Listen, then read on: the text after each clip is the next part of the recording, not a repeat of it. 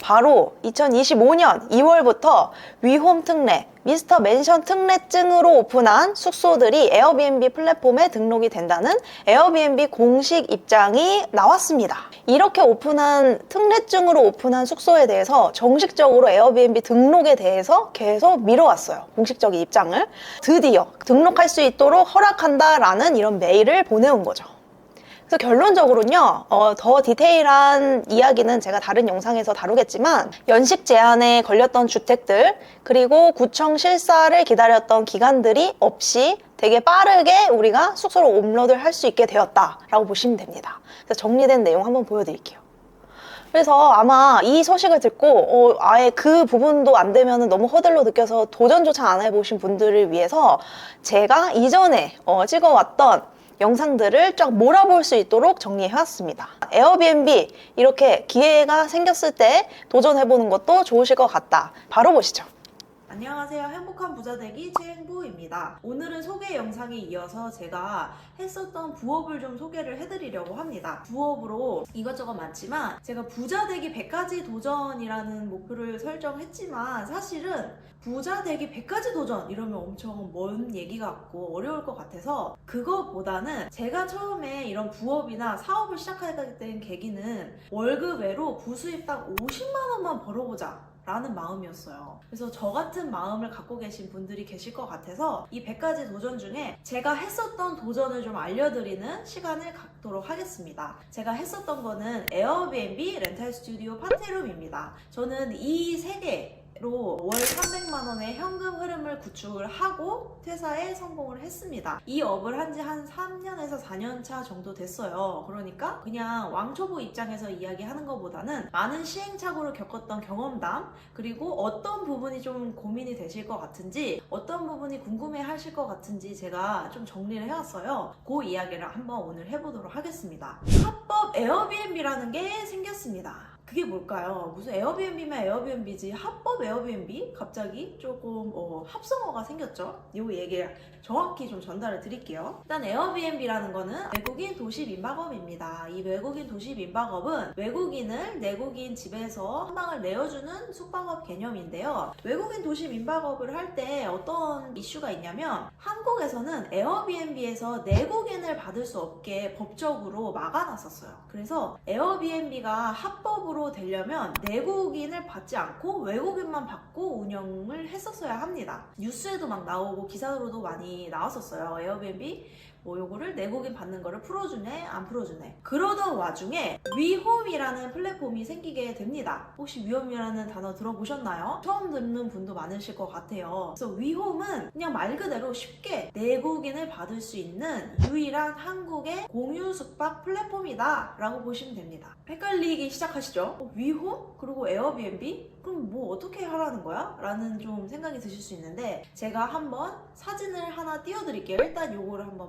보시면 이해하기가 쉬우실 거예요. 네, 제가 지금 집을 하나 외국인 도시 민박업이라는 집을 하나 설정을 해놓고 어떤 방법이 등장했냐, 에어비앤비 플랫폼에서도 숙소를 등록을 하고 외국인만 받고 이제 위홈에서는 내국인만 받는 그렇게 탄생하게 된 게 합법 에어비앤비라는 단어예요. 합법 에어비앤비라는 단어가 뭐 전문적으로 있는 건 아니고 그런 식으로 많이들 부르십니다. 그래서 이제 내국인을 받는 거를 불법이 아니라 합법적으로 숙소 운영을 할 수 있는 방법이 탄생을 한 거죠. 그래서 이렇게 숙박업을 두 가지 플랫폼에 올려서 운영을 하면 서울, 부산에서는 합법이구나 라고 보시면 돼요. 아직은 위홈이 서울, 부산에서만 내국인이 합법적으로 풀렸습니다. 점차 지역을 확대해갈 예정이라고 합니다. 합법으로 하는 방법이 그럼 이거밖에 없나요? 라고 궁금해 하실 것 같아서 추가적인 방법 두 가지를 더 알려드릴게요. 방금 전에 알려드린 거는 서울, 부산에서만 통하는 방법이고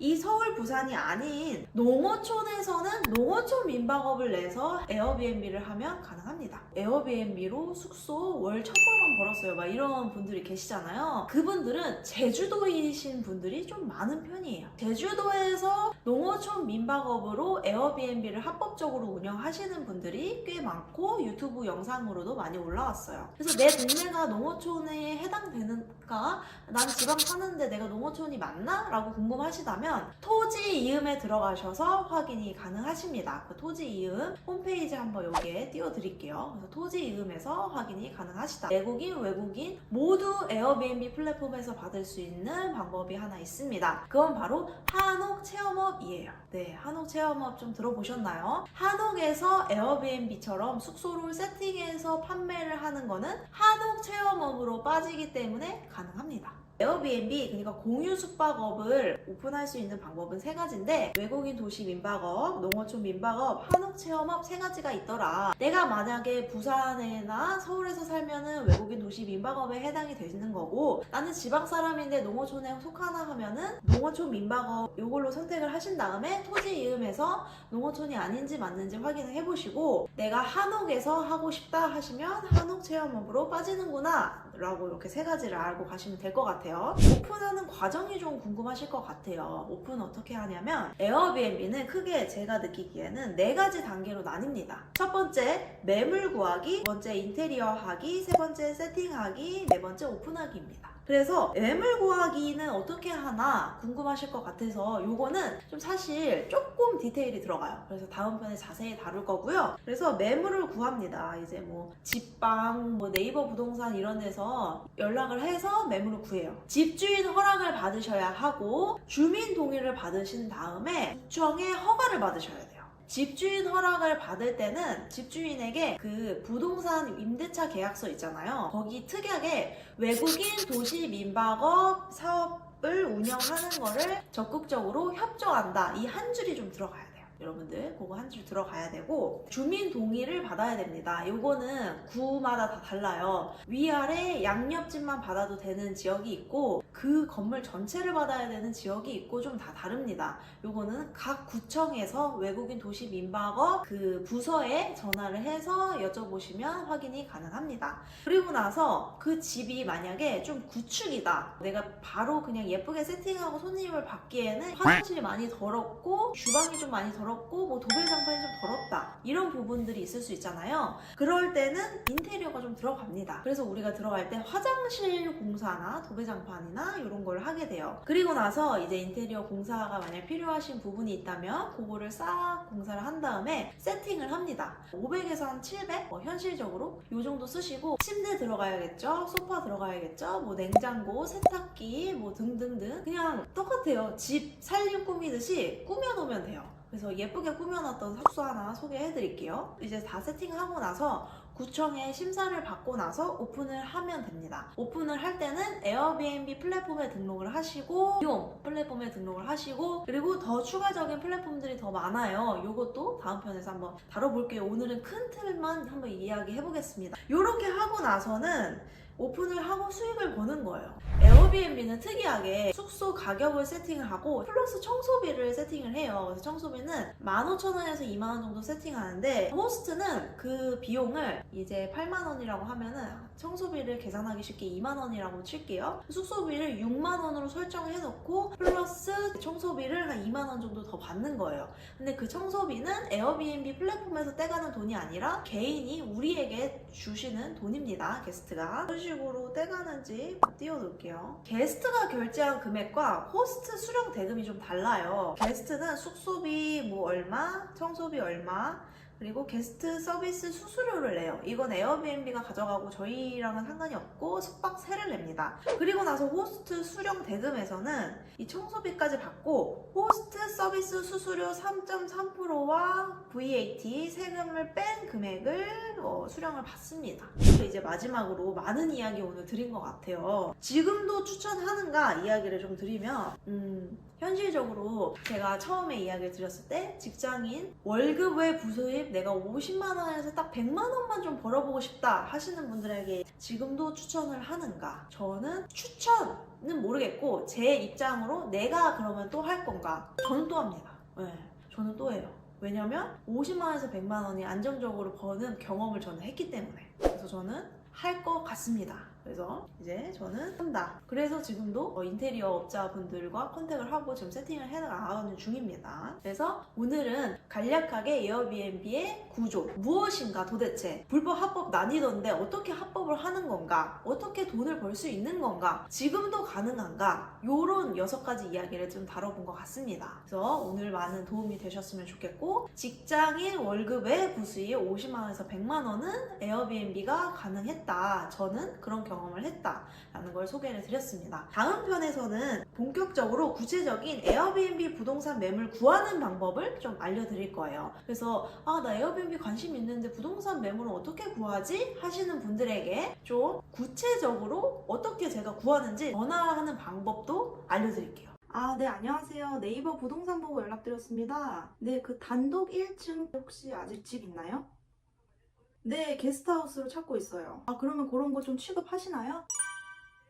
안녕하세요, 최영부입니다. 오늘은 합법 에어비앤비 매물 구하는 편 2탄입니다. 합법 에어비앤비는 가능한 매물이 정해져 있습니다. 이렇게 리스트업을 제가 해놨는데 한번 보여드릴게요. 단독주택, 다가구주택, 아파트, 연립주택, 다세대주택 이렇게 5종류만 가능합니다. 그래서 특이하게 에어비앤비는 가능한 주택이 좀 한정적이죠. 많은 분들이 다가구주택에서 시작을 많이 하시는 편이에요. 이유는 뭘까요? 그건 바로 주인분이 한 분이시기 때문이에요. 에어비앤비 특징상 우리는 구청의 허가를 받아야 되는데 그 허가 받을 때 주민 동의와 집주인의 동의가 필요합니다. 근데 주인분이 한 분이시고 집주인분들의 동의를 받고 그 이후에 주민 동의를 같이 받는 거는 좀 수월한 편인데 집주인이 다 다른 이후에 주민 동의를 받는 거는 좀 쉽진 않겠죠. 그래서 다가구 주택이 좀 선호되는 편입니다. 그러면 우리는 가능한 부동산이 어떤 건지 체크를 해봤으니까 이제 부동산 서치하는 방법이 궁금하시겠죠. 그래서 어떤 식으로 서치하는지 한번 보여드릴게요. 네이버 부동산 매물을 이제 클릭을 합니다. 그러면 네이버 부동산에는 많은 탭들이 있는데요. 아파트, 오피스텔, 빌라주택 등등등이 있는데 여기서 우리가 필요한 거는 지금은 빌라주택입니다. 그래서 빌라 연립 체크하시고 단독 다가구 체크하시고 상가주택 체크하시고 월세 체크하시고 보증금 1,000만원에서 2,000만원까지 저는 가용이 가능해서 2,000만원 설정했고요. 월세도 100만원으로 설정을 했습니다. 그리고 면적은 투룸 이상만 가능합니다. 그래서 10평에서 20평으로 설정을 해놨어요.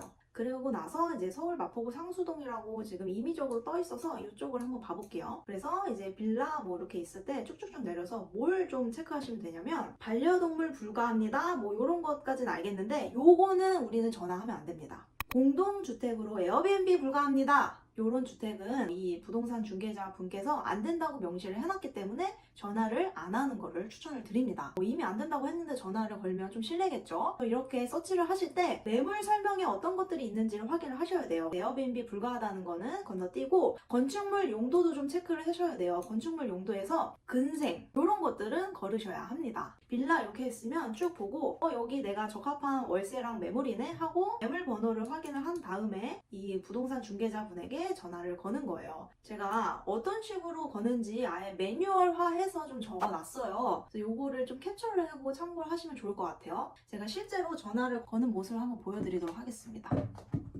그래서 전화를 걸 때 좀 이제 이런 질문 많이 주세요. 이렇게 전화 걸어도 되나요? 부동산 중개자 분들이 싫어하지 않나요? 라고 이야기를 주시는데 물론 이런 매물을 취급을 안 하시는 분들은 싫어하시겠지만 그럼 그분이 취급하는 매물은 이제 더 이상 전화를 걸지 말고 다른 부동산에다 전화를 해보는 거예요. 네, 안녕하세요. 네이버 부동산 보고 연락드렸습니다. 네, 그 단독 1층 1000에 60짜리 혹시 아직 집 있나요? 파란 문이에요. 네, 문이 하늘색이요. 네, 투룸인 것 같아요. 네, 게스트하우스로 찾고 있어요. 그러면 그런 거 좀 취급하시나요? 네, 그러면 혹시 그런 매물 나오면 제가 바로 가능해서 연락 좀 부탁드릴게요. 네, 감사합니다. 네, 제가 괜찮은 매물이 있어서 1000에 60짜리 단독 1층 집 가능하냐고 여쭤봤더니 지금 바로 혹시 게스트하우스나 쉐어하우스 하려고 하시나요? 라고 여쭤보셨어요. 저 원해요 라고 말했더니 이 집은 이제 집주인분이 원하진 않는데 이런 물건들을 많이 취급한다고 하세요. 그래서 리스트에다가 넣어주시고 추후에 연락을 주신다고 합니다. 그래서 여러분들 이렇게 일단은 만약에 이렇게 호의적인 부사님을 만나면 번호를 저장을 하고 주기적으로 문자나 전화를 하면 좋겠죠. 당연히 거절 당할 거야, 안 될 거야 라고 생각하지 마시고 전화를 걸다 보면은 매물이 나온다 라고 좀 희망을 갖고 많이 돌려보시면 좋아요. 그래서 제가 했던 방법은 루틴처럼 하루에 10곳 연락을 해보자 라는 식으로 했었습니다. 물론 거기에서 거절하시는 분은 다시 연락은 드리지 않았습니다. 그거는 조금 실례니까요. 이런 식으로 한번 찾아보시면 좋을 것 같아요. 이제 이렇게 주인이 가능하다고 한 매물이 나온다 하면은 바로 보러 가셔야 돼요. 이유는 그 부사님은 그런 게스트하우스나 쉐어하우스 물건을 취급을 하시고 거부감이 없으신 분들인 거거든요. 그럼 그런 거래를 해봤던 경험이 있으신 분들이니까 바로 가신 다음에 실제로 대면을 하고 나서 친분을 쌓고 좀 얘기를 많이 해보고 소통을 해보는 게 좋습니다. 그러면 그 이후에 다른 물건이 나왔을 때도 연락을 주실 가능성이 높아지겠죠. 보러 갔을 때는 어떤 것들을 체크하는지 한번 제가 띄워드릴게요.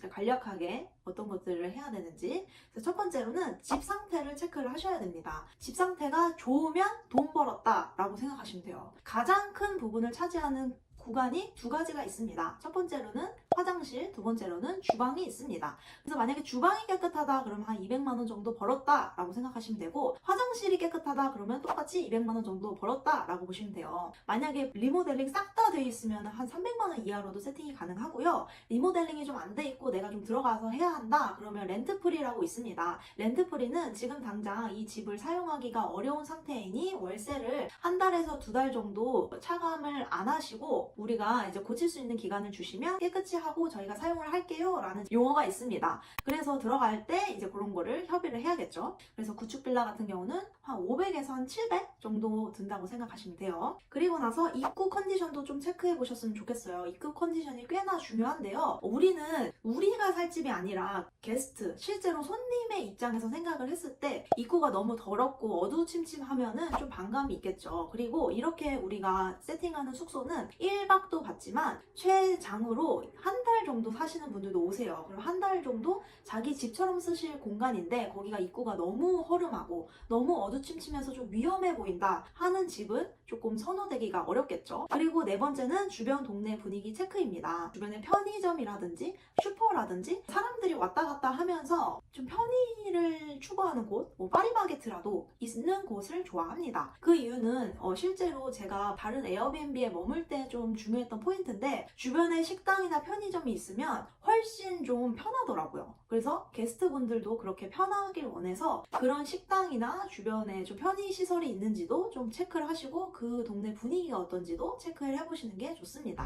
임장 후에는 이제 집주인의 동의를 받았다는 전제 하에서 우리가 확인해야 되는 거는 주민 동의를 어느 정도 받아야 되는지입니다. 그래서 주민 동의는 각 구청마다 다릅니다. 그래서 주민 동의 어떤 식으로 확인을 해야 되는지 한번 또 화면도 보여드릴게요. 제가 각 구청마다 주민 동의를 받아야 되는 범위가 다르다고 이야기를 드렸잖아요. 어떤 식으로 다른지 한번 보여드릴게요. 많이들 여시는 동네 중에 용산 쪽 해볼게요. 용산구청. 용산구청을 검색을 하면 플레이스에 용산구청이 떠요. 얘를 클릭을 하시고 이쪽에 전화번호가 뜨잖아요. 이렇게 여기에다가 전화를 하시면 돼요. 여기에 전화를 하셨을 때는 여기는 대표번호이기 때문에 외국인 도시 민박업 관련 민원 문의 좀 드리려고요. 그쪽 부서로 연결 부탁드립니다 하면 그쪽 부서로 연결을 해줘요. 거기에 계신 주무관님과 연결을 해주는데 그때 여쭤보시면 돼요. 제가 용산구에서 에어비앤비 외국인 도시 민박업 오픈하려고 하는데 집주인 동의는 받았습니다. 주민분 동의 범위가 어떻게 되나요? 근데 용산구청은 제가 이미 알고 있긴 해요. 용산구청은 다가구 기준으로 위아래 양옆집의 동의를 받으면 됩니다. 이게 근데 모든 동네마다 다 달라요. 그 홍대 쪽은 만약에 다세대 주택이면 건물 전체를 받아야 된다고 하더라고요. 그런 식으로 주민 동의 받아야 되는 범위도 체크를 하셔야 됩니다. 그리고 마지막에 가장 중요한 부분, 우리가 이거를 진행을 할 때 꼭 체크해야 될 부분이 하나 있습니다. 불법 건축물인지 아닌지를 체크하셔야 돼요. 그래서 불법 건축물인지 아닌지를 체크를 하셔야 되고, 그 불법 건축물이 맞는지 아닌지를 왜 체크하냐면 불법 건축물이라면 우리가 허가를 받을 수가 없어요. 불법 건축물인지 아닌지는 어떻게 알 수 있나요? 이거를 진행하시는 부동산 중개자분에게 한번 확인해주세요 요청을 드리는 것도 추천을 드리고, 실제로 우리가 직접 확인도 가능합니다. 건축물 대장을 떼면은 불법 건축물인지 아닌지 확인이 가능한데요. 그걸 통해서 불법 건축물인지를 꼭 확인하셔야 합니다. 여기까지 오늘은 네이버 부동산에서 어떤 식으로 서치를 하고 합법 에어비앤비, 외국인 도시민박업 어떤 집을 구하는지를 알아봤습니다. 좀 도움이 되셨나요? 다음 편에는 합법 에어비앤비 인테리어 하기 편입니다. 인테리어가 거의 다 되어 있었어요. 그래서 제가 손볼 곳이 거의 없겠다 생각을 했는데, 웬걸 정리를 하면서 청소를 하는데 그 카페트를 들춰보니까 장판이 물에 불어서 아예 들려있더라고요. 오늘은 저번 시간에 이은 인테리어 이야기를 한번 해보려고 해요. 인테리어 어떤 식으로 하는지, 어떻게 진행했는지, 그리고 제가 이번에 인테리어를 하면서 정말 많은 시행착오를 겪었습니다. 그 이야기도 한번 들려드릴게요. 에어비앤비 인테리어는 되게 단순해요. 집을 예쁘게 꾸민다 라고 보시면 됩니다. 그래서 우리가 이렇게 한번 도면 보시면 구조상으로 방 2개, 거실 하나를 대부분 많이 하시게 될 것 같아요. 방이 좀 늘어나는 경우도 있으시겠죠. 그러면 우리는 우리 자취방 꾸미듯이 꾸미면 됩니다. 거실은 공용 공간이니까 TV 놓고 소파 놓고 식탁 놓고 이런 식으로 세팅을 하시고, 또 작은 방에는 뭐 침대 2개씩 세팅을 하게 됩니다. 그래서 에어비앤비 인테리어는 그렇게 어려운 건 없는데 어떤 것들이 가장 주의해야 되는지 오늘 5가지 좀 알려드릴게요. 첫 번째로는 에어비앤비에서 인테리어 하실 때는 주방과 욕실의 컨디션이 어떤지를 좀 체크를 하셔야 돼요. 우리가 공사할 때 가장 많은 부분을 차지하는 공간이거든요. 다른 곳은 그냥 카페트 깔고 끌고 닦고 해서 어느 정도 해결이 되는데, 욕실이 더러우면 아무래도 우리는 숙소로서 게스트를 받아야 되는데 좀 불편해 하시겠죠. 욕실은 최소 200만 원 정도 다 덧방하고 도기 싹 다 바꾸고 이런 거 200만 원 정도 들고요. 주방 같은 경우도 뭐 100에서 200만 원 정도 듭니다. 그래서 욕실과 주방이 깨끗하면 돈이 벌었다 라고 생각을 하시면 됩니다. 두 번째로 가장 중요한 거는 이 집에 누수가 있는지를 꼭 체크를 하셔야 돼요. 저도 항상 강조를 하는 부분인데 이번에 좀 놓친 부분이 있습니다. 제가 어떤 경험을 했는지 좀 알려드릴게요. 제가 이 집을 선택하게 된 거는 인테리어가 거의 다 되어 있었어요. 그래서 제가 손볼 곳이 거의 없겠다 생각을 했는데, 웬걸 정리를 하면서 청소를 하는데 이제 카페트가 덮여져 있어서 제가 몰랐는데 그 카페트를 들춰보니까 장판이 물에 불어서 아예 들려있더라고요. 그래서 이거를 전에 쓰시던 분한테 여쭤봤더니 원래 그랬고 자기네들은 덮어서 써서 별로 불편함이 없었다라고 하시는데, 제가 한번 사진 보여드릴게요. 이 정도로 사실 심각한 수준이었어요. 되게 심각하죠. 그래서 곰팡이도 쓸었고 아예 막 눅눅한 상황이었거든요. 이걸 그냥 덮어놓고 쓰는 거는 그 눅눅한 냄새가 막 올라왔어요. 그래서 이거는 제가 누수 있나요? 여쭤봤을 때 그런 거 없다고 얘기해 주시지 않았냐 하셨을 때 충분히 볼 수 있는 시간을 드렸기 때문에 알고 미리 체크를 하셨어야 되는 부분이라고 이야기를 하시더라고요. 근데 거기에 대해서 제가 더 이상 이야기는 안 했지만, 여러분들 같은 경우에는 카페트가 깔려있는 곳도 이제 들춰보세요. 저도 이런 경험을 처음 했습니다. 그래서 누수가 있는지, 방수가 잘 되어 있는지 좀 체크를 하시길 바랍니다. 특히 구축 빌라 같은 경우는 이런 경우가 많으니까 꼭 참고해보세요. 그리고 나서 세 번째는, 그러면 이 누수 같은 게 있다고 만약에 그런 집을 받았다고 가정을 했을 때 어떤 식으로 해결을 해야 될까요? 이 세 번째를 좀 많이 알려드리고 싶었어요. 사실 그 전에 사시는 분들이 이 누수에 대해서 책임질 필요는 없어요. 저도 알고 있습니다. 그럼 누가 책임을 져야 되냐면 집주인분에게서 책임을 주셔야 합니다. 그렇죠? 왜냐면 우리는 이 집을 월세를 주고 사는 거잖아요. 공짜로 들어와서 사는 게 아니기 때문에 이 집에서 살 수 있도록 누수, 배관 문제, 보일러 문제 이런 것들은 집주인이 해결해 주는 게 맞거든요. 근데 그 부분이 하나도 안 되어 있었어요. 집주인분에게 말씀을 드렸더니 이런 건 배관 문제가 아니기 때문에 알아서 해야 된다는 입장을 말씀하시는 거예요. 그래서 저는 좀 당황스러웠지만 어떤 식으로 해결을 했냐면, 다행히도 배관이 터지거나 이런 큰 공사는 아니고, 여기 보시면 화장실이 단차가 있었어요. 여기가 2층이 아니고 최꼭대기 3층이다 보니까 화장실이 그냥 거실보다 단이 더 높은 거예요. 아마 이 밑으로 배관도 들어가고 살개도 깔고 이러면서 단이 높아졌겠죠? 그러면서 위에 물이 좀 튀어나오고 밑에 아래 방수가 잘 안 돼 있어서 넘친 것 같다라고 말씀을 해주셨어요. 그래서 아 그래요? 그럼 이거 어떻게 해결할 수 있을까요? 여쭤봤더니 이거를 해결하려면은 바닥에다가 방수제를 바르면 된다 된다고 하시더라고요. 그 방수제가 30만 원 정도 들었어요. 그래서 다행히 그래도 막 300만 원 돈 이렇게 안 들어서 화장실 공사하면서 한번 바르는 걸로 저는 해결을 했습니다. 하지만 여러분들은 이런 부분을 집주인분에게 말씀을 하셔서 꼭 해결을 하시길 바래요. 그리고 네 번째로 가장 중요한 건 뭐냐면 우리가 그냥 월세집에서 사는 게 아니잖아요. 그래서 층간 소음이 있을 수가 있어요. 그게 굉장히 에어비앤비 운영하면서 생길 수 있는 문제 중에는 가장 큰 문제거든요. 그럼 이 층간 소음을 피하기 위해서는 만약에 이 주택 바로 1층에 다른 분들이 산다면 예를 들면 이런 방법이 있겠죠. 거실에 식탁을 두고 TV를 들면 이쪽에서 더 소음이 발생을 할 텐데 여기에 다 열려있는 좀 공간보다는 방으로 해서 조금 그거를 좀 완화를 시키거나 이런 식으로 좀 생각을 하셔야 돼요. 그래서 좋은 방법으로는 요즘에 그런 거 많죠. 층간소음을 피하기 위한 슬리퍼. 좀 슬리퍼를 해서 신을 수 있도록 좀 하시고 그리고 좀 카페트를 좀 까시거나 아니면 이것도 해결이 안 될 것 같다 하시면 인원을 좀 적게 박는 것도 방법입니다. 그래서 층간소음을 피하기 위해서 우리가 이 세팅을 할 때 좀 머리를 써야 된다. 그리고 5번째, 인테리어의 가장 중요한 거는 저는 조명이라고 생각을 합니다.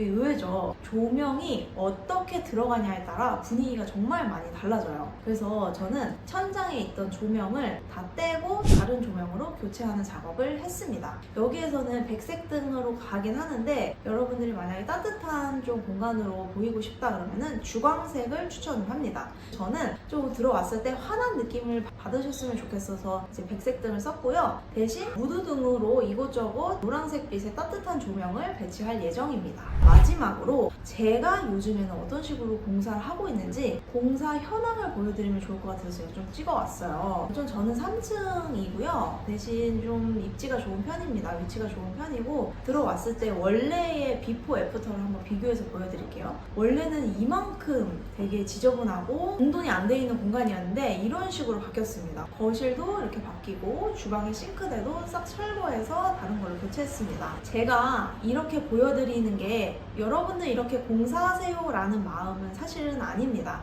저 같은 경우는 제가 좀 꼼꼼히 체크하지 못해서 이렇게 장판을 드러냈더니 막 누수 자국이 있었고 화장실도 생각보다 더럽고 막 이런 부분들이 발견된 건데 여러분들은 이미 깨끗한 집에다가 인테리어를 세팅하는 거를 추천을 드릴게요. 그래서 최종 인테리어 가격은 이런 식으로 좀 들었고요. 여기에서 집기들은 이미 원래 있어서 거의 안 될 거라고 생각이 듭니다. 그래서 저는 컨디션에 비해서는 저렴하게 한 편이라고 좀 생각이 들어요. 네, 요걸 참고해 보시면 좋을 것 같고 여러분들 인테리어 하실 때 아마 많이 고민이 되실 것 같아요. 인테리어 업자는 어디서 구하지? 어떻게 진행해야 되지? 인테리어 컨셉은 어떻게 정하지? 하셨을 때 또 그런 꿀팁을 하나 알려드리면 인테리어 컨셉은 핀터레스트랑 오늘의 집 사이트를 좀 참고하는 걸 추천을 드리고요. 인테리어 업자분들 찾는 거는 숭고랑 인기통이라는 사이트가 있습니다. 거기서 찾아보는 걸 추천을 드리는데 제가 요번에 여러 공사를 해보면서 좀 손품을 팔고 좀 지인 추천 받는 걸 추천을 드려요. 저는 이번 공사는 지인분에게 추천을 받았는데 너무 만족하고 스트레스 없이 좀 진행을 했거든요. 그래서 이런 사이트가 있다 하고 대신 손품 발품을 파는 거를 추천을 드린다. 그래서 저의 진짜 진행하고 있는 과정까지 모두 공개를 했습니다. 그래서 여러분들은 이런 시행착오를 줄여서 빠른 기간에 세팅하는 거를 추천을 드립니다. 여기까지 인테리어 이야기였고요. 생각보다 저는 시간이 금방 지나가고 진행도 차착착 돼가고 있는 것 같아서 너무 기분이 좋습니다.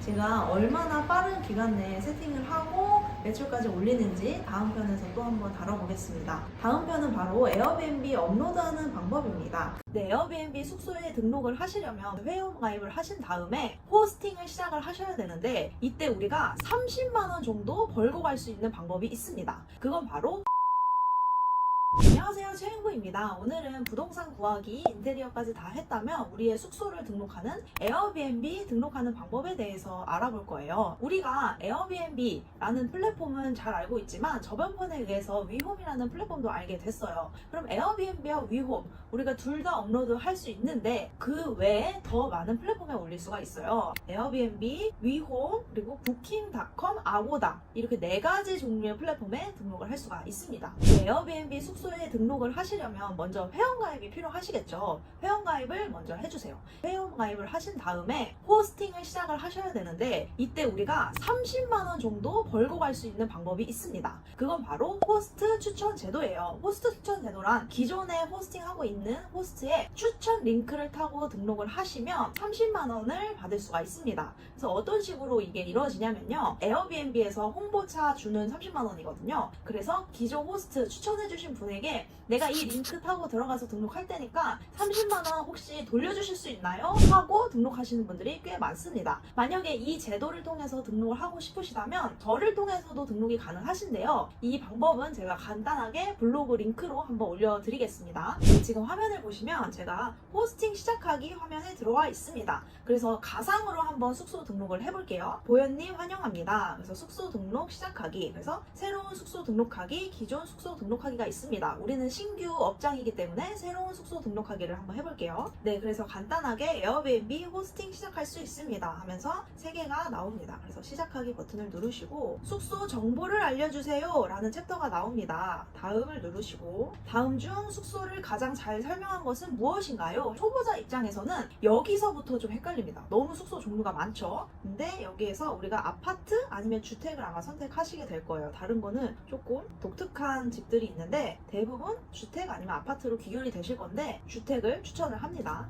저는 주택을 선택하고 다음을 누를게요. 그래서 게스트가 사용할 숙소 유형이 나옵니다. 여기에서는 공간 전체, 방, 다인실이 있는데 쉐어하우스 같은 경우 방 한 칸만 뭐 다른 사람들과 같이 쉐어하면서 운영하시는 분들은 다인실인데 우리는 공간 전체, 집 전체를 대관해주거나 방 한 칸을 대관을 해줄 거예요. 그래서 저는 공간 전체를 해주겠습니다. 그래서 방 같은 경우는 집주인이 한 방에 살고 방 한 칸만 대여를 해줄 때 이걸 클릭하시면 됩니다. 그리고 나서 숙소 위치는 어디인가요가 떴습니다. 여러분들의 숙소 위치를 알고 계시겠죠? 그 위치를 입력을 해주세요.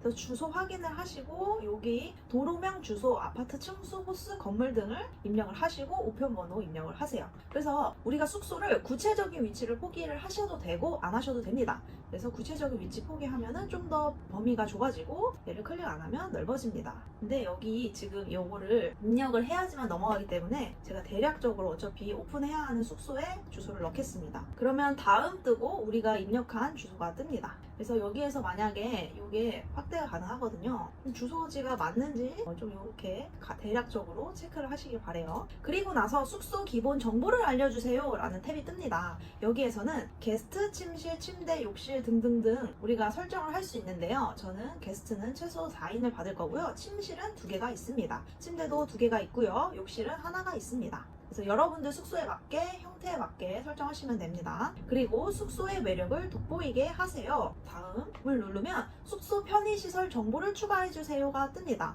저는 인터넷이 있고요. TV가 있고 주방이 있고 주차는 안 되고 다른 이제 공용 주차장은 가능합니다. 그리고 세탁기 있고 에어컨 있고 업무 공간 책상이 있습니다. 이쪽은 있으신 분들은 선택을 하시고 없으면 패스하시면 됩니다. 안전 관련 문품 있나요? 저는 다 있기 때문에 체크를 하겠습니다. 그리고 다음으로 넘어갈게요. 주택 사진을 추가해주세요 해서 여러분들이 찍은 사진들이 있으시겠죠? 저의 스튜디오 사진을 가상으로 한번 넣어보도록 하겠습니다. 그리고 이 사진은 여러분들이 어필하는 공간이기 때문에 사진이 좀 디테일하게 많이 들어갈수록 좋습니다. 왜냐면 게스트분들은 사진을 통해서 이 숙소를 선택을 하시는데요. 내가 좀 알고 싶은 구역구역을 잘 보여주는 숙소라면 좀 더 신뢰도를 얻을 수 있겠죠. 일단은 동일한 사진들로 한번 넣어보겠습니다. 지금 보시면 사진이 최소 5장은 들어가야 다음으로 넘어가네요. 그래서 요거 참고해서 진행해 주시면 좋을 것 같아요. 그리고 이제 주택 이름을 지어주세요 하는데 주택 이름에 들어가면 좀 좋은 것들이 있어요. 뭐 예를 들면 포근하우스 뭐 요렇게 짓는 것보다는 이 주택 이름에서도 우리가 어필이 가능합니다. 만약에 내가 숙소가 역 5분 거리라면 5분 걸린다. 그리고 인테리어 어필 같은 것도 들어가면 좋아요. 뭐 이런 식으로 여기에서 제가 어필하고 싶었던 부분은 새로 열었고 송파역에서 되게 가까운 미드 센추리의 숙소다 라를 어필하고 싶어서 이렇게 문장별로 넣었습니다. 근데 지금은 가상으로 짓는 거기 때문에 여러분들은 다른 잘 운영하고 있는 숙소들의 이름도 한번 참고해 보시길 바랄게요. 이제 주택에 대해서 설명을 해주는데 만약 좀 공용 공간이 크면은 그리고 아이들이 와서 좀 뛰놀기 좋게 됐다 싶으면 가족들이 지내기 적합을 누르시면 좋겠죠. 그리고 좀 평수가 큰 편이다. 그럼 넓은 공간을 하시면 좋을 것 같은데 저는 중심부에 위치하고 좀 평화로운 선택을 해볼게요. 이게 엄청 좀 중요한 파트는 아닌 것 같아요. 그래서 여러분들의 공간에 맞게 선택해 주시면 되겠습니다. 그래서 숙소 설명을 해야 되는데 이 숙소 설명이 굉장히 중요해요. 여기에서 많이 어필이 되는 부분들이 있거든요. 이 숙소 설명은 제가 좀 가장 꼭 넣어야 하는 부분, 왜 이 숙소를 선택해야 하는지, 예를 들면 새로 오픈했다, 퀸 침대가 있다, 역에서 도보로 5분 거리다 등등을 여기에서 상세하게 서술을 해주시면 돼요. 이것도 이제 장문으로 길어지는데 제가 나중에 제 숙소를 오픈하고 나서 어떤 식으로 글을 짰는지 알려드릴게요. 일단은 이렇게 간단하게 쓰고 패스를 하겠습니다. 숙소 설명은 언제든지 수정이 가능하기 때문에 너무 고심하지 말고 일단은 업로드하고 이제 수정하셔도 좋습니다. 숙소 등록을 완료하세요. 그래서 예약 확정 방식 결정이 나오는데요. 여기에서 즉시 예약 사용 또는 요청 수락 또는 거절이 있는데 이 두 가지의 차이를 알려드릴게요. 즉시 예약 사용은 이 게스트가 스케줄을 봤을 때 만약에 오늘 4월 30일이라고 쳐볼게요. 4월 30일 당일날 바로 예약을 걸어도 바로 승인이 나서 그 숙소를 이용할 수 있게끔 알려드리는 거예요. 근데 우리는 좀 개인적으로 우리가 업체가 아니고 우리가 청소하고 숙소를 운영하다 보면은 다른 플랫폼에 올릴 수도 있다고 이야기를 드렸어요. 위홈에도 올릴 수 있고 아고다도 있습니다. 이런 플랫폼에서 중복을 막기 위해서 한번 그 스케줄을 확인하고 이 게스트분을 받겠다 하시면 요청 수락을 하시는 게 더 낫습니다. 요청 수락은 이 게스트가 만약에 4월 30일 날 예약을 하고 싶습니다 하고 우리한테 먼저 확인을 받으려고 띠링 메시지가 옵니다. 그랬을 때 이 날짜 비어있고 가능하네? 그러면은 체크해서 요청을 수락을 하시면 되고요. 요청 수락이 어렵다 하면은 거절을 하셔도 됩니다. 저는 지금은 요청 수락으로 걸어 놓을게요. 그리고 대부분의 이제 여러 플랫폼을 쓰시는 분들은 요청 수락으로 많이 이용을 하십니다. 이제 요금을 설정하세요 해서 좀 많은 분들이 요금을 어떻게 설정해야 되지 고민이 많으실 텐데요. 주말은 대부분 수요가 많이 몰립니다. 그래서 주말을 좀 더 비싸게, 평일을 좀 더 싸게 설정을 많이들 하십니다. 그래서 저는 평균적으로 한 8만원 해놓을게요. 왜냐면 청소비 2만원을 받기 때문에. 그러면 게스트 지불 요금은 91,000원 이렇게 알려주네요. 그리고 비슷한 숙소 비교하기도 뜹니다. 그리고 우리 신규 호스트, 새로운 숙소의 또 장점 중에 하나가 이렇게 신규 숙소 프로모션을 할 수 있는 권한을 줍니다. 우리가 하고 싶다고 해서 이 프로모션을 할 수가 없어요. 에어비앤비 플랫폼 자체가 신규 호스트에게 굉장히 호의적인 편이에요. 그래서 신규 호스트 프로모션을 하면은 상단에 신규 호스트로 할인 행사 중이라고 뜨거든요. 그래서 그런 혜택을 써볼래? 라고 알려주는 겁니다. 그리고 주간 예약 10% 할인해볼래? 월간 할인 18% 한번 해보시겠습니까? 라고 뜨는 건데 저는 3개 다 체크를 하고 다음으로 넘어갈게요. 이제 마지막 단계입니다. 숙소에 다음 사항이 있나요? 실외 공간을 하는 보안 카메라 있는지, 내부에는 CCTV 설치하면 안 됩니다. 외부에 CCTV가 있냐? 네, 저는 있습니다. 그래서 어디에 있는지 현관문 앞 CC 이런 식으로 설정해 놓을게요. 소음 측정기는 없고 무기류도 없습니다. 다음. 그래서 미리 보기 표시가 되고 훌륭합니다. 이제 숙소를 개시할 차례입니다. 라고 이렇게 뜨죠. 지금 이렇게 64,000원이 된 거는 우리가 신규 호스트로서 할인이 적용된 가격이에요. 그래서 여기에서 너무 나는 싸게 팔고 싶지 않다. 그럼 초반에 새 팀은 이렇게 할인 가격으로 받을 수가 있거든요. 이때 우리가 할인 적용할 금액까지 생각해서 조금 올려서 금액을 올려놓으면 좋겠죠. 이렇게 해서 등록을 하면 보현님 축하합니다 하고 시작하기가 이어집니다. 네, 여기까지 에어비앤비 플랫폼 등록을 하는 걸 한번 해봤는데요. 좀 도움이 되셨나요? 이게 처음 하시는 분들 입장에서는 주택을 어떤 걸 선택해야 되지? 즉시 예약을 해야 되나? 아니면은 뭐 소개글은 어떻게 써야 되지? 고민이 정말 많아지실 것 같아요. 근데 여러분들 설명글을 너무 제대로 완벽하게 쓰려고 하면은 등록하는데 좀 시간이 더뎌집니다. 일단은 간단하게 쓰고 올리신 다음에 주변에 이미 예약률이 높은 숙소의 설명글을 한번 참고해 보는 거예요. 100% 따라 하시면 안 되고요. 참고해서 나의 숙소에 맞게 작성을 해보는 거를 추천을 드립니다. 별점 테러를 받았을 때, 악의적으로 별점 테러를 하시는 분들이 간혹 계십니다. 이럴 때는 어떻게 응대해야 하나요? 했을 때 그 숙소를 그냥 없애버립니다. 안녕하세요, 최윤부입니다. 오늘은 저번 시간에 이어서 렌탈 스튜디오 이야기를 한번 해보려고 했어요. 제가 사실 본업이 렌탈 스튜디오 운영하는 운영자거든요. 근데 렌탈 스튜디오 운영 이야기하기 이전에 에어비앤비 운영 꿀팁, 실제로 손님 응대 어떻게 하는지에 대해서 정말 궁금해 하시더라고요. 그래서 그래서 그거를 질문 10가지를 제가 준비를 해왔습니다. 이 10가지 안에서 아마 해결이 대부분 되실 것 같아요. 첫 번째로 손님 응대 어떻게 하나요? 질문을 좀 답변을 드리면 손님 응대를 해야 하는 경우는 총 3번 있습니다. 첫 번째, 예약 문의 들어왔을 때 예약 문의할 때 우리는 손님 응대를 하게 되고요. 이때 꿀팁은 즉각적인 답변이 핵심입니다. 제가 어떤 식으로 응대하는지 한번 띄워드릴게요. 별거는 없습니다. 숙소에 대해서 혹시 침대는 어떤 사이즈인가요? 엘리베이터 있나요? 전철은 가까운 데가 어딘가요? 등등 다양한 질문이 오시면 그거에 대해서 맞게 대답을 하면 됩니다. 이건 어려운 게 없겠죠. 두 번째, 숙소 예약까지 이루어졌을 때 해야 하는 안내문이 있습니다. 체크인 전에 이 고객분들은 잘 예약이 되었는지 궁금해 하십니다. 그렇기 때문에 예약 확정이 되었다는 안내 메시지를 보내야 하는데요. 요거는 정답은 아니지만 저는 이렇게 보내고 있습니다. 한번 이 화면을 캡처해 두시고 나중에 숙소를 여실 때 활용해 보시면 좋을 것 같아요. 그래서 우리는 예약을 받고 나서 이런 식으로 한번 확정 안내문을 보냅니다. 그리고 나서 체크인 하는 당일날 집 비밀번호를 알려줘야겠죠. 어떤 식으로 안내문 나갔는지 이것도 한번 보여드릴게요. 이런 식으로 저는 이야기를 했습니다. 그리고 나서 체크아웃 할 때도 안내를 하시는 분들이 종종 계시는데 저는 따로 안내는 하지 않고 만약에 정시 퇴실이 안 됐을 경우에는 게스트분에게 전화를 해서 퇴실하셔야 한다고 이야기를 드립니다. 총 정리를 해보면 우리 숙소에 대해서 궁금한 점 문의 들어왔을 때 응대하기 한번, 두 번째는 예약을 확정했을 때 예약이 잘 되었다고 안내드리는 거 한번, 세 번째는 체크인 당일날 비밀번호를 알려주기 위해서 하는 연락 한번, 보너스로 선택사항인 체크아웃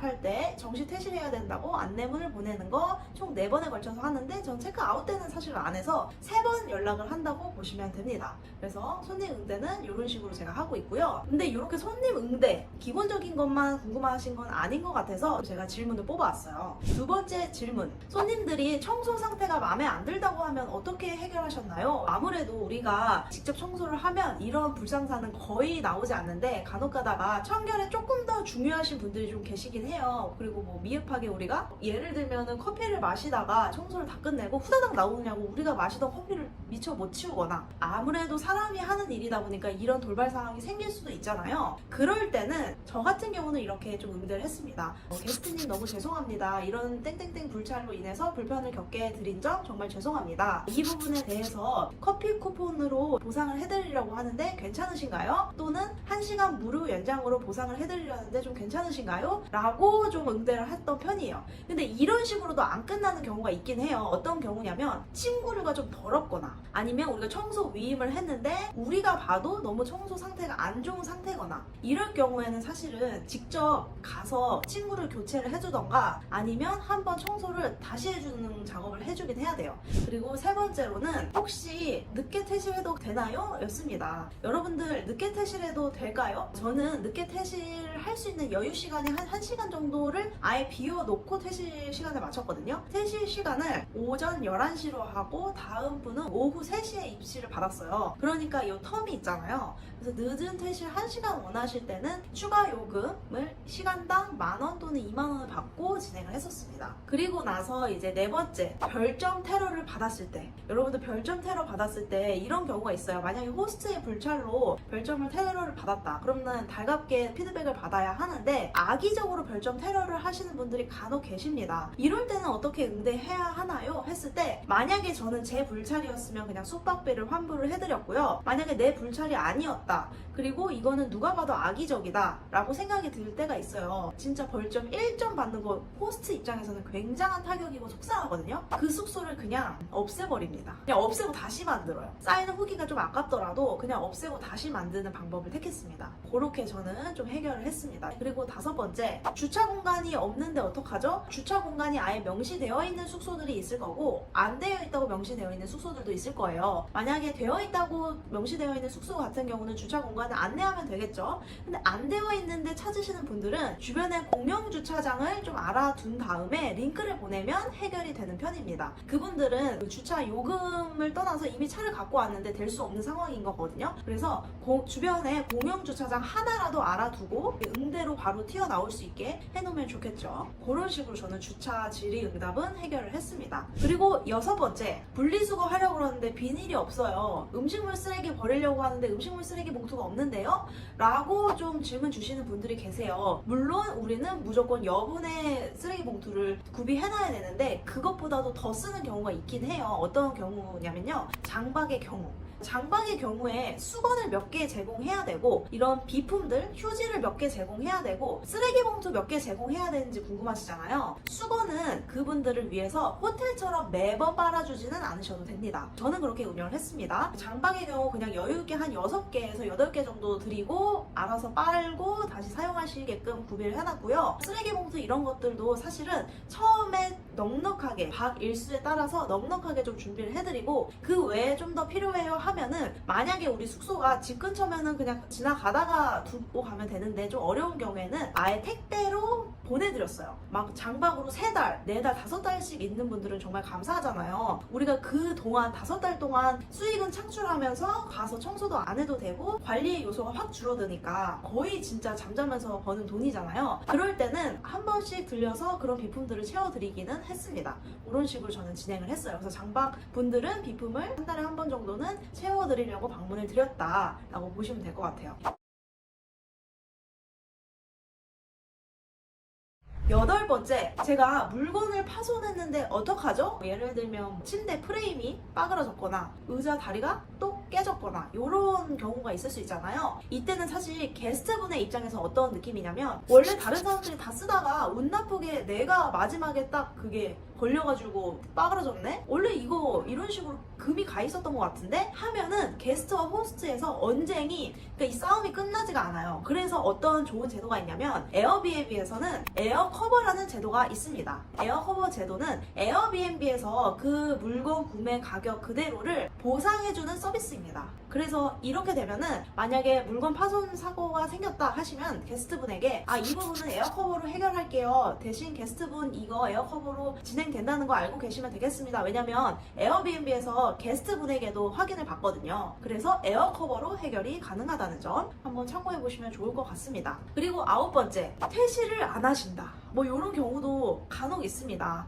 퇴실할 시간이 됐는데 안 하신다 하시면 잠들어서 안 일어나시는 경우가 간혹 있어요. 그럴 때는 직접 가서 문 두드리고 퇴실하셔야 합니다 하고 이제 잠깐 뭐 한 10분 정도 기다린 다음에 들어가서 청소를 해야죠. 저는 그런 식으로 진행을 했습니다. 그리고 10번째, 행보님 이야기 들어보니까 숙소 운영하기 되게 힘들어 보이는데 이거 다 운영하시는 거 괜찮으신가요? 라는 의문이 드실 수 있는데, 이런 경우는 진짜 드물어요. 대부분 오시는 분들이 매너 있게 이용을 하고 가십니다. 그럴 수밖에 없는 이유가 의외로 에어비앤비 단가가 꽤나 모텔, 호텔만큼 비싼 편이에요. 그래서 저가가 아니기 때문에 오시는 분들도 그만큼 좀 매너 있는 분들이 많은 편입니다. 그래서 너무 걱정하지 말고, 대신 가장 중요한 건 즉각적인 응대를 해주자 라고 좀 알고 계시면 좋을 것 같습니다. 진짜 지금 에어비앤비 차리면 월 순수익 200만원 달성할 수 있는지 궁금하지 않으신가요? 실제로 저는 2024년 5월에 에어비앤비를 하나 차렸습니다. 망하는 거 아니야? 라고 궁금해하실 분들을 위해서 순수익을 공개해보겠습니다. 네, 안녕하세요 여러분, 최행부입니다. 제가 2024년 5월에 숙소를 하나 새로 오픈했잖아요. 그 오픈한 숙소가 벌써 한 달이 넘어갔어요. 어떻게 결과가 됐는지를 한번 공유해드리고 싶어서 저희 시행착오 경험담과 그 숙소 운영기를 한번 공유해드리려고 합니다. 2024년에 과연 이 에어비앤비가 통할까가 저는 너무 궁금했고, 제가 원래 운영하던 거는 가족에게 넘겨줬습니다. 그리고 나서 제 전입이 남게 돼서 에어비앤비를 다시 차리게 됐어요. 그럼 처음부터 잘 차릴 수 있었냐 하면은, 저도 매물을 구하는 데는 좀 시간이 걸렸습니다. 4개월 정도 걸렸던 것 같아요. 왜 4, 5개월이나 걸렸냐면, 사실은 매물은 금방 찾았는데 제가 마음에 쏙 드는 매물이 없었어요. 그래서 여러 번의 계약을 파토를 내고, 파토라기보다는 성사를 안 하고 계속 매물을 찾았죠. 사실 계속이라고 해서 맨날 엄청 열심히 찾았을 것 같지만, 제가 제가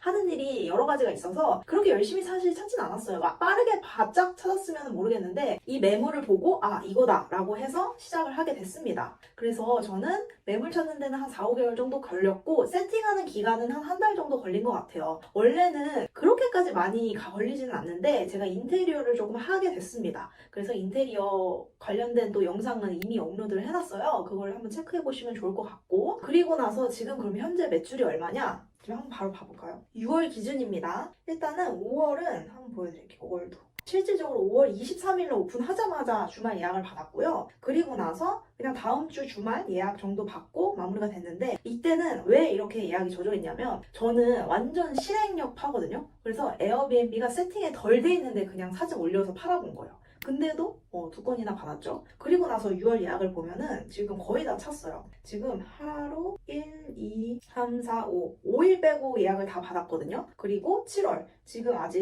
6월 말인데 7월 예약도 거의 다 지금 많이 찬 편이에요. 그래서 호스팅, 결국에는 수입이 중요한 거잖아요. 수입을 한번 보여드리자면 제가 한번 띄워드릴게요. 벌써 제가 번 돈이 338만 7,420원, 그리고 예정된 대금 수령액이 65만 원 정도 되니까 400만 원을 지금 돌파했어요. 400만 원 정도 돌파를 했고, 그리고 7월 지금 예상 수입이 벌써 아직 예약을 다 받지 않았는데 330만 원 정도 매출이 나왔습니다. 저는 월세가 100만 원이고요. 관리비 다 포함입니다. 그래서 고정비 100만 원에 비품비 많이 나간다고 해도 10만 원 이상 나가진 않거든요. 110만 원 빼고 청소비, 저는 청소를 다 위임을 했거든요.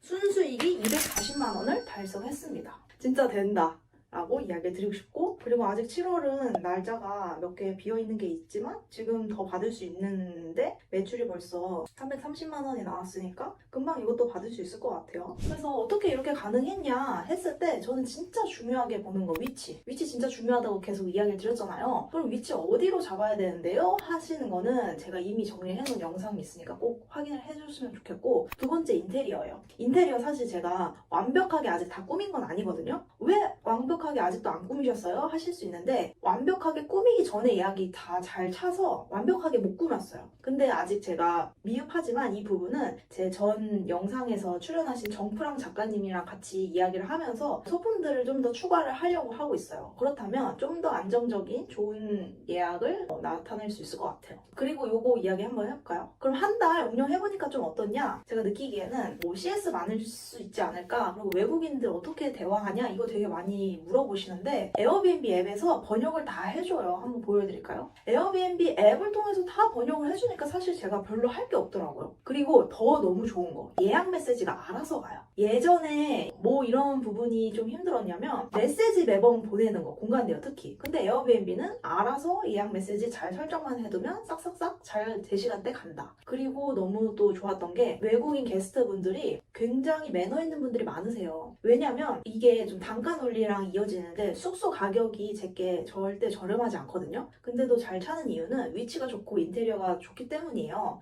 근데 이 숙소 단가가 꽤나 있으니까 호텔 5성급보단 싸겠지만 그 정도 가격이기 때문에 오시는 분들도 대부분 매너 있으신 분들이 많아요. 그리고 또 너무 좋았던 부분, 6인 숙소로 제가 운영을 하고 있거든요. 6인으로 하니까 인원 추가 비용이 붙으면은 단가가 훨씬 올라가서 수익률이 너무 좋더라고요.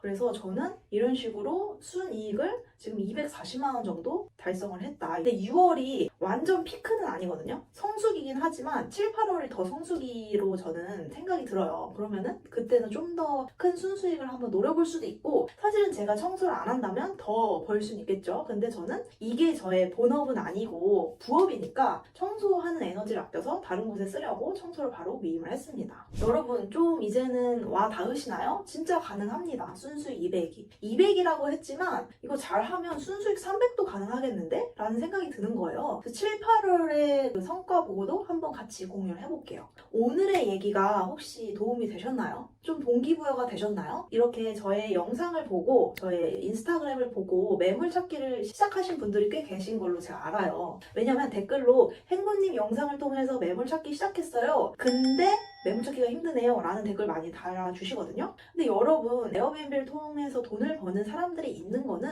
허들이 있기 때문이에요. 이거 되게 제가 인사이트 얻은 내용인데 한번 공유를 해드릴게요. 돈을 버는 일들은 다 허들이 있다. 허들을 넘은 자들만 돈을 벌 수 있다 라고 하면서 제 아는 대표님이 이 매물 찾기를 100명에서 시작을 한다면 한 번 통화해보고 한 번 임장 가고 거절당하는 걸로 50%가 떨어져 나간대요. 그리고 나서 이 50명이 남았다고 하면 이 중에서도 꾸준히 계속 시도하는 사람들은 딱 상위 10%만 가능하다는 거예요. 여러분들 꾸준히 하고 우리가 그 허들만 넘으면 저처럼 순수익 200만 원을 달성할 수 있는 숙소를 하나 세팅할 수 있는 거예요. 모든 돈 버는 일에는 허들이 있고 노력이 필요합니다. 그렇기 때문에 여러분들이 진짜 나 에어비앤비 숙소 세팅하기로 결심했어 하시면 적당한 노력으로 적당한 매물을 찾으려고 하지 마시고 좀 더 공부하고 좀 더 열심히 찾아보셔서 여러분들이 진짜 딱 똘똘한 한 채를 세팅해 놓기를 바랍니다. 감사합니다.